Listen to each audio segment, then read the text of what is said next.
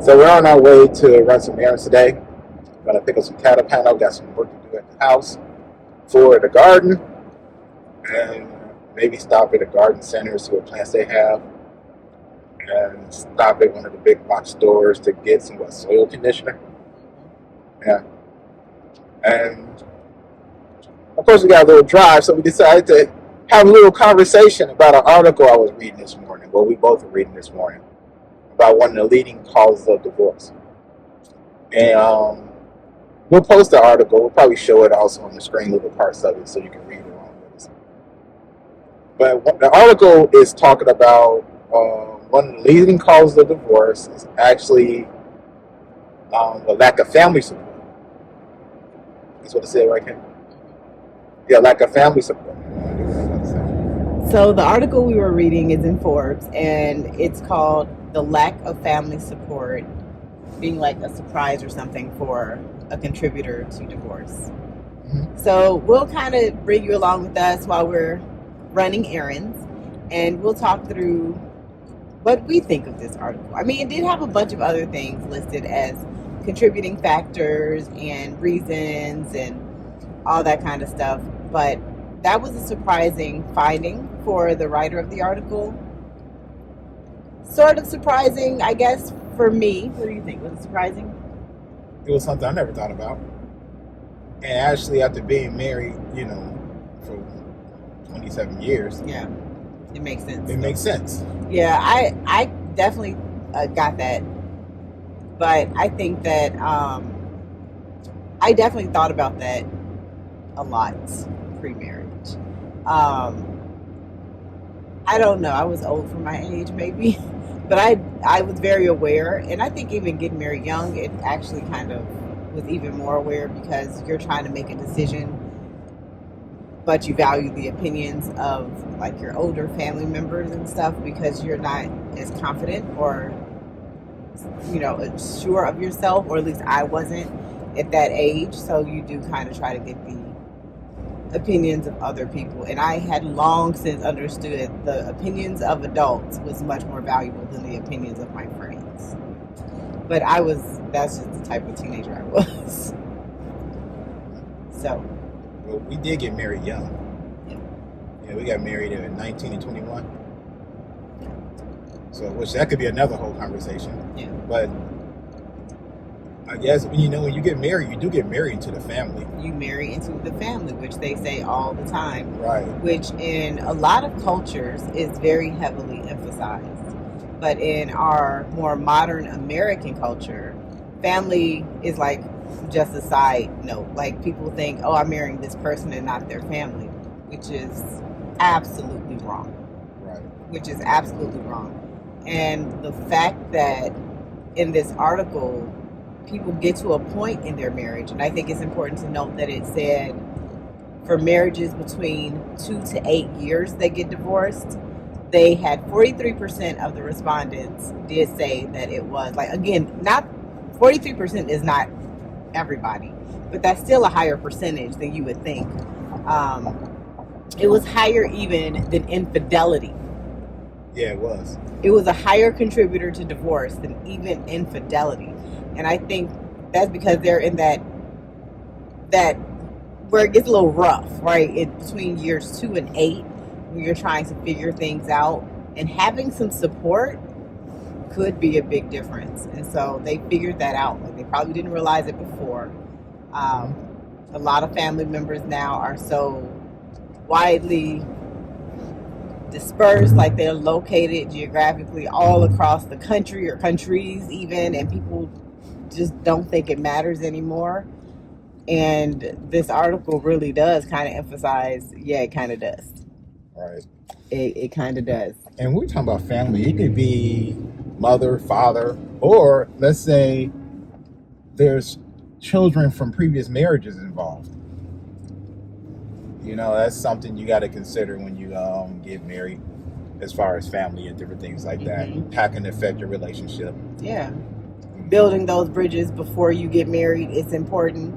Understanding if you can build those bridges before you get married is important. Recognizing early. I'm a big component of failing fast. If you know you cannot stand a family member that your potential spouse or your spouse is very close to, that's not gonna work. Yeah. Like it's a lot to ask too, really. That's a lot of everybody to ask. Yeah. But and the thing about it is, I guess,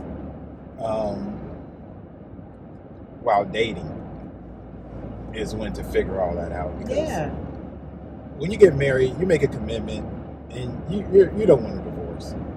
You don't want that. I know it's so common nowadays, and people just do it like. But so is mental health issues. Yeah. Mental health issues are also very common nowadays. A lot of things are very common nowadays. Yeah, that's true. Because it can be traumatizing. Like, divorce is not just something that you're like, oh, I just did it. We got married, got divorced, not a big deal. There's a certain level of trauma that comes with that. And that's voluntary trauma. Like, you do your homework, as much as possible beforehand. But once you've made that commitment and you're like, oh, I didn't know this thing, which there's always surprises. You don't immediately go, now I need to get away from you. No. It's like, oh, crap, we got to figure this out. And this could take some years to figure out. It's not a matter of, we can't resolve this in a week or two. No, you're in it for life. If you look at it as for life, you have time. Right. Lord willing. You have time. Right, Lord willing. You have time to figure that out, and you should be in it to figure it out over that long haul.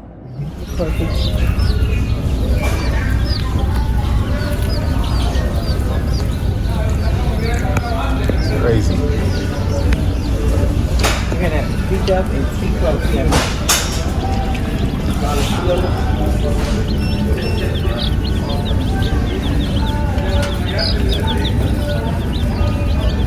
How you getting drinking?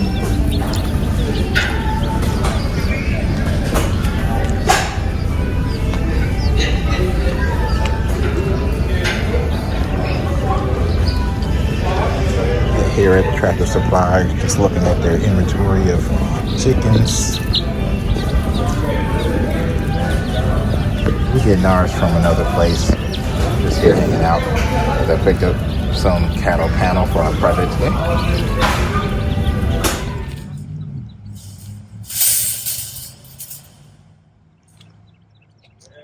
Bend it up, squeeze it up, raise it up.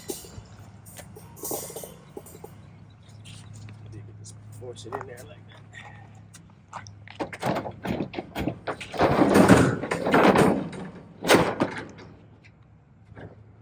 Maybe you all should just did all 5 at once.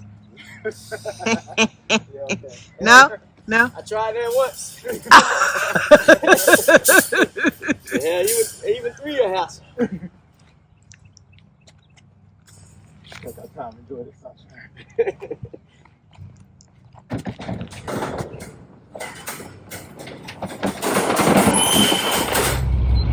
So got the cattle panel on the back of the car. Get it bent up and take it on to the house for the project for the day. It's been pretty cool. Got the Ram loaded up. Gonna be cool. So we're here at Accent Nursery, and look all at the plants that we're gonna put in our garden. It's an amazing nursery and Really garden weird. center. It looks really natural, like it's all outdoors. So one cool thing about that is it means that all of these plants are acclimated to the temperature. So we can just buy them and stick them right in the ground. You don't have to worry about them like hardening off or being in a greenhouse and too protected. So these you can just throw right in the ground. Mm-hmm. Some of them might look a little rough sometimes because they've been not so protected, but they'll do good. You just give them what they need and they'll grow. Oh yeah. Isn't it pretty? I want to see what those are. The white? Yeah. Wait, let's try to guess before we get there. I'm going with azaleas. What would you guess? White tree plant. White tree plant. I think they're azaleas. Which is not a plant I was that familiar with. because it's a southern plant. And I kept messing up the name. I think these are azaleas. Look at them. Look at that. Well, look at the little bee in there. Azalea. Larry doesn't do a lot of labeling. Because he knows his stuff. Hold on, let me pull out my phone. All right. There you go. I was right. They're azaleas. So here's the thing. If we get it now and it's fully flushed out and flowered, we can't plant it until it's done flowering. Like, you don't want to plant it in the ground until it's done flowering. Otherwise, it's just going to lose all its flowers anyway. From the shock of being transplanted. You want to plant stuff in the ground before it flowers or after it's done flowering. Okay. So we could get them. Look at those camellias. Yeah. Look at the camellias. I'm not going to do it again. My husband's mocking me. I was saying, look at this camellia. Look at how beautiful that is. It looks like a rose almost, doesn't it? Mm-hmm. Yeah, it's a camellia. I don't usually like soft pink in my garden, but that is really pretty. See, you can't. I have 4 camellias. These are Camellia japonicas, though. See how big the leaves are? Yeah. But I have 2 Sensequas and 2 japonicas, but they're like a stick. You know, they're like this, so they haven't flowered yet, though. But we have 2 in the bed by the back porch. Gotcha. We have 2 in there. Look at those pink ones over there. Look at these. I don't know how you gotta come around. No, I see it. Oh, can you? You can see this one? Yeah. Oh, she's pretty. She's so cute. She's cute. What are those? Same thing. Azaleas? Or just pink? Azaleas. Azalea. Yeah. Yep. They look like they're just smaller. Yeah, this is azalea season.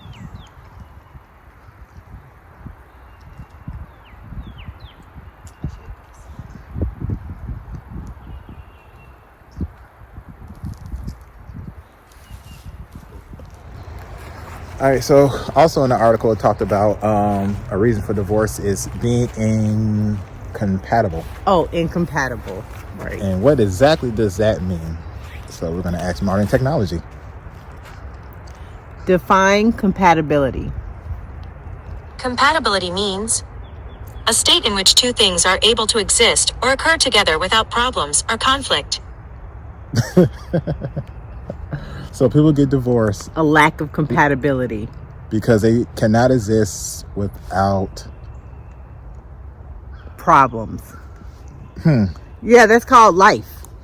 Right. So that's crazy. I never really looked up the definition of compatibility, but it's saying the state in which things can occur or event without any conflict or problems. That's called fairy tale world.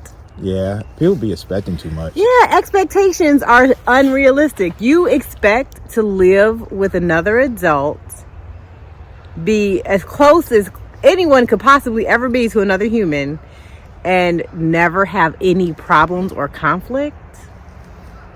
No, that just doesn't happen.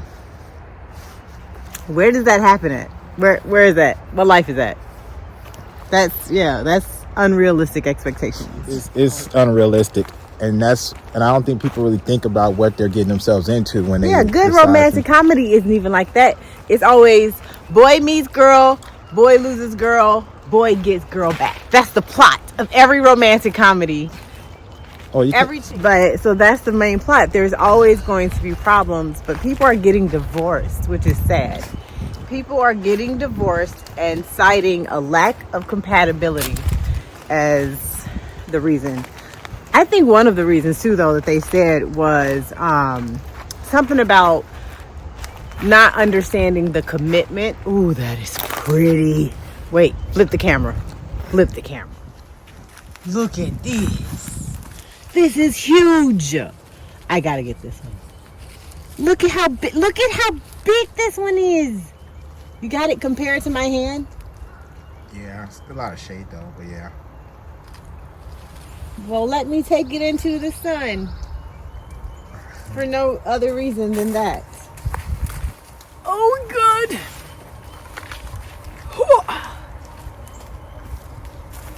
Oh my goodness. Let's give it some. Is this good light? Yeah. Can you see it? Yeah. Oh my goodness. Oh my goodness. I might have to accidentally get this one. You might as well get an azalea. Please someone sponsor this video. All right. I'm gonna be so broke.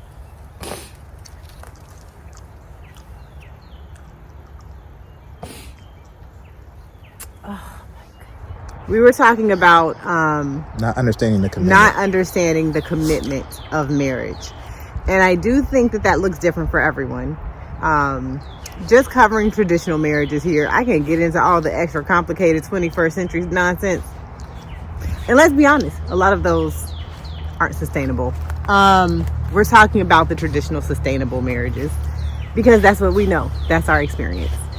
And not understanding the commitment, like the expectations of the commitment of marriage. And yes, that looks different for everyone, but you should have that conversation. And then you should be adaptable because ideally neither of you have been married before and you don't know what it's like to be married. So you might think that you're going into the marriage, you're like, well, I expect this and I want that and I think this. Even if you have been married before, you haven't been married to that person. To that person. The two of you have never been in a relationship together as a married couple before. So you should have that conversation about basically like what are the most important things. And this is your mindfully going into this marriage, you know, like what are the most important things? What are like the highest priority values that you have? You know, things like that, which ideally if you're dating and you're having good dates that allow you to spend quality time together to get to know each other, which is one of the keys of how to have a good date. You have discovered some of these morals and values of a person before you don't have to talk to a person. Like, you just have to know them for a period of time, experience them for multiple weeks and months, get to know them, actually spend time together, spend a lot of time together where you're actually talking, you're around each other's family, you get to hear stories about them, you get to see how they interact with others, you get to know them, so you don't have to necessarily go off of what they just say. See their type of friends. See their type of friends and then don't judge them about it, because if I would have judged you about your friends. But see how adaptable they are to saying, hey, I think that maybe these aren't the right people for you because you don't act like them. Why are you hanging around these people? Ask questions. Yeah. And see how adaptable they are to that information or that idea. Because if they're just like, no, I love slinging drugs with these people, they're great. It's a red flag. You've got your a little flag. A little flag. So that's the best way. But people can change, but you don't want to marry them in the middle of with the expectations of them to change. You want to marry the person that they are and love them for who they are now. Right. So sometimes people think they can change somebody. Don't think you're going to change somebody. Oh, God. People can't change unless they want to change. Yes. And you can be there to support them through that change, but you should not commit and jump into a marriage with someone where you're waiting for them to change. That means you don't really love them for who they are right now. You love them for what the potential you think you see. But potential is not always realized, and the person may not see the same thing that you see or want the same thing that you want from them. So you don't marry them under that false illusion. Like that level of that's not commitment. That's, what do you call that? Delusional. That's hopeful thinking. That's what it is. It's hopeful thinking. It's great to be an optimist for some things, but you don't make a lifetime commitment under the idea of, I want this person to become someone else. Right. Or something that they're not. Right. Because divorce does leave emotional trauma. Yeah, and when we're talking about that, we're not talking about they're not financially where they want to be, or they don't have the physique that they want. Number one, all of that is superficial, and we never, when we're talking about marriage, we're not talking about that at all. Right. Period. Point blank. As Corinne says, period. Corinne is our daughter. Oh, our daughter says. Our soon-to-be 15-year-old. Period. She just says it all day, no matter what you say. Period, Daddy. What speed limit you drive? Oh, period. But anywho, I digress. Yes, that's what the commitment, though. I think I don't want to say what commitment in marriage looks like because it looks different for everyone. Right. You got to come up with that on your own. But there are some general guidelines and expectations, you know, of being faithful and trustworthy and honest and, you know, that kind of stuff. Exactly. So when people say they get divorced because they didn't, and it's usually within the first year, I think they said, they weren't ready or didn't understand the commitment of marriage. Right. It's very interesting. It is. Year one. All right, so this is why we went to Tractor Supply to get the cattle panel. We're going to use the cattle panel as the decking for the rails. Instead of regular wooden spindles, we just decided to use the cattle panel to go around the deck. You can see I got one built. I got several more to go. This is a 20-foot platform that we built for the greenhouse, part of the honeydew list. And we had to build it because we're on an incline. So I have all my posts already set. I got the spaces where we're going to put the stairs. So I got my work cut out for me. But yeah, that's why we end up picking the cattle panel up, because we're going to go all the way around with this design. All right, so we need to wrap up this video. But before we do so, we're going to show what we bought at the nursery. Excuse the wind. So this is something. What did I buy? Oh, native verbena. So we bought 3 native verbena plants. That's one. You should zoom out. The second one is up there. And then the third one is over here. As part of our plan to try to make some type of woodland garden. You should show the garden. Yeah, we've been working on this. It was nothing but weeds and forests.